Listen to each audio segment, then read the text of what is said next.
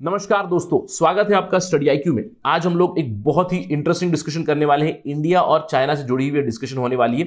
ये आर्टिकल आया था तक्षशिला में, आप देख सकते हो। Should India worry about the Chinese naval fleet in Indian ocean, यानी कि क्या इंडिया को चाइना की नेवल प्रेजेंस जो है इंडियन ओशन रीजन में, उससे परेशान होना चाहिए। तो आज हम लोग यहां पे एक विश्लेषण करेंगे कि चाइना की कितनी ज्यादा प्रेजेंस है इंडियन ओशन रीजन में, और हम लोग एक कंक्लूजन पे भी उतरेंगे कि चाइना की क्या रियल में नेवल प्रेजेंस है, क्या उनकी मिलिट्री पावर और मिलिट्री प्रेजेंस है इंडियन ओशन रीजन में। ये आर्टिकल पब्लिश किया था अमीरा राव ने, तो you can coat her in your political science and international relations answers also. चलिए बात करते हैं इन सब चीजों के बारे में। बने रहिए मेरे साथ। मैं हूं आपका दोस्त Rahul Saygaonkar. You can follow me on these IDs. और अगर आप एग्जाम की प्रिपरेशन कर रहे हो, यूपीएससी सिविल सर्विसेज एग्जामिनेशन हो या फिर स्टेट पीएससी एग्जामिनेशन हो, बस इस पर्टिकुलर वीडियो के डिस्क्रिप्शन में चले जाइए। स्टडी आईक्यू के सारे प्रोग्राम्स की डिटेल्स आपको पता चलेगी।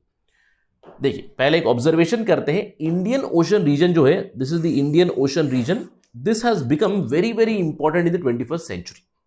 अब इसकी एक जियो स्ट्रेटेजिक इंपॉर्टेंस बहुत ज्यादा बढ़ चुकी है। पावर पॉलिटिक्स यहां पे बहुत ज्यादा बढ़ चुकी है। इंडिया तो है ही है, ऑल्दो मैं ये कह सकता हूं कि इंडिया ने बहुत सालों तक इस एरिया को नेग्लेक्ट किया था। Maybe a little complacency आ गई थी, क्योंकि हमारा ही बैकग्राउंड है, हमारा ही बैकयार्ड है, तो इसीलिए हम लोगों ने ज्यादा फोकस नहीं किया। लेकिन 21st सेंचुरी में यहां से ट्रेड, जो ऑयल ट्रेड है, एनर्जी रिलेटेड ट्रेड है, the other maritime trade also, it has been enhancing continuously, जिसकी वजह से बहुत ज्यादा प्लेयर्स यहां पे आ चुके हैं। अब प्रेडोमिनेटली एक प्लेयर तो है चाइना, जिसके ऊपर हमारा फोकस आज रहेगा। दूसरे भी प्लेयर्स यहां पे है, जैसे कि USA is involve here, UK is involve here, उनके भी छोटे मोटे आइलैंड्स यहां पे जरूर है। और दूसरे जो मेजर प्लेयर्स है, जैसे कि Germany, France, Australia, they are also trying to involve themselves in Indian ocean region. यानी कि एक तो अंडरस्टैंडेबल चीज है, इंडियन ओशन का महत्व बहुत बढ़ रहा है, राइट। अब इसी के बीच अगर हम लोग चाइना की स्ट्रेटेजी की बात करें, देखिए Chinese strategy, it has been based on the Mahanian notion. Mahanian मतलब एल्फ्रेड टी महान की एक किताब है, influence of sea power upon history. तो 1660 से लेकर 1783 के बारे में उन्होंने विश्लेषण किया है, जहां पे उन्होंने बताया है कि अगर आपको एक सुपर पावर बनना है तो आपको सीज के ऊपर कंट्रोल करना पड़ेगा।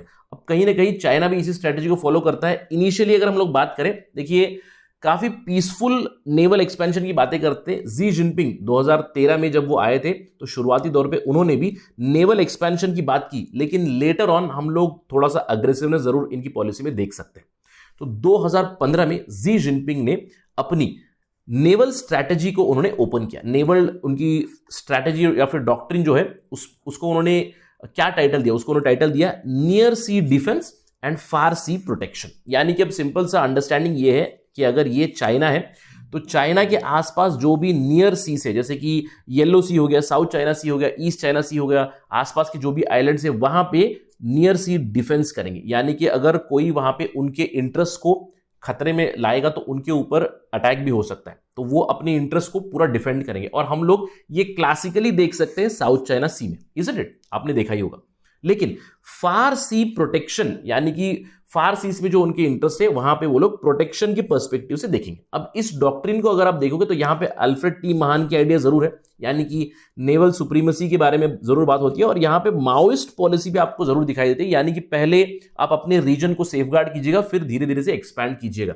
It's something called as a reverse Mao strategy. Mao का स्ट्रेटेजी क्या था? पहले आप कंट्री साइड को कब्जा कीजिए और फिर इवेंचुअली आप, उन्होंने चाइना में रेवोल्यूशन लाया था, उसी का समझ लीजिए एक रिवर्स वर्जन यहां पे, कि पहले अपने पास और अपने आसपास की टेरिटरी, नेवल टेरिटरी को आप सेफगार्ड कीजिएगा और उसके बाद आप धीरे धीरे स्प्रेड कीजिएगा, something like that, right.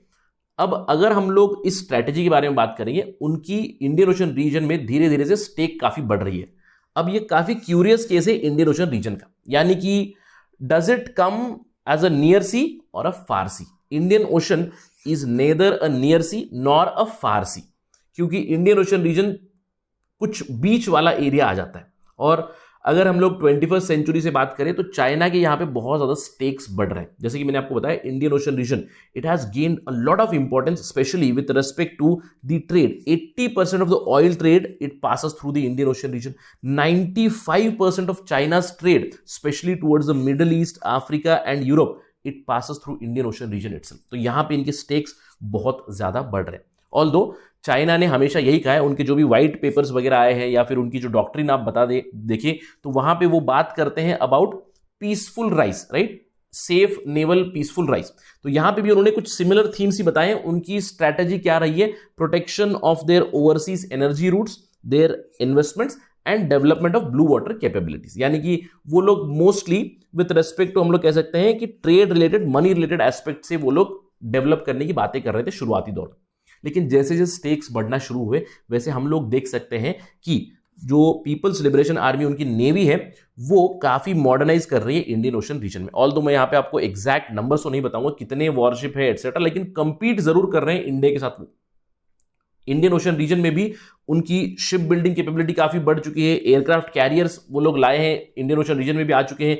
Nuclear submarines यहां पे पास हो चुकी है। अगर आप सिक्योरिटी एक्सपर्ट से पूछोगे तो एंटी पायरेसी ऑपरेशंस के नाम पे every time if you ask any naval expert they will tell you 6 to 7 PLA की नेवी की जो शिप्स है वो इंडियन ओशन रीजन से कई बार गुजर चुके हैं।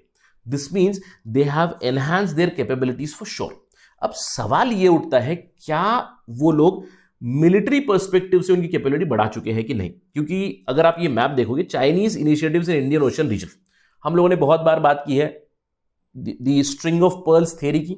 तो it is quite obvious that China is investing heavily in India's neighbours. तब उन्होंने इन्वेस्ट किया हुआ है म्यांमार में, उन्होंने इन्वेस्ट किया हुआ है बांग्लादेश में। आप बात कर सकते हो कैप्कू पोर्ट की बात कर सकते हो, सोनाडिया पोर्ट की बात कर सकते हो, श्रीलंका में port of Hambantota, Colombo port, Pakistan में आप बात कर सकते हो ग्वादर की, कराची पोर्ट की। तो बहुत जगह पे उन्होंने इन्वेस्टमेंट जरूर किया हुआ है।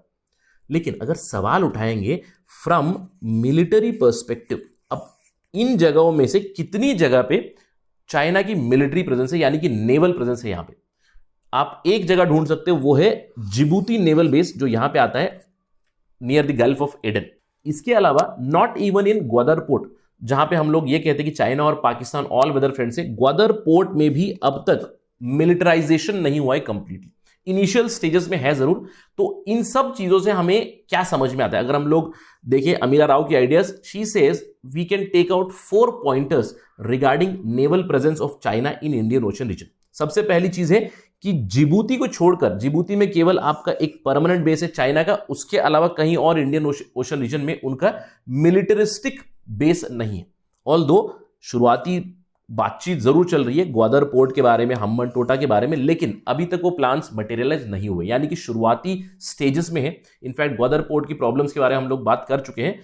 Militarisation has not happened even in these ports. इसके अलावा अगर चाइना की हम लोग इंडियन ओशन रीजन में स्टेक्स की बात करें, उनकी जो व्हाइट पेपर्स है, उनकी जो डॉक्ट्रिन है, वो मोर और less they are focused towards trade and business interest. जो उनका बेल्ट एंड रोड इनिशिएटिव है, उसके तहत भी जो वो डेवलपमेंट कर रहे हैं, अभी तक मिलिटराइजेशन उसमें नहीं आया है।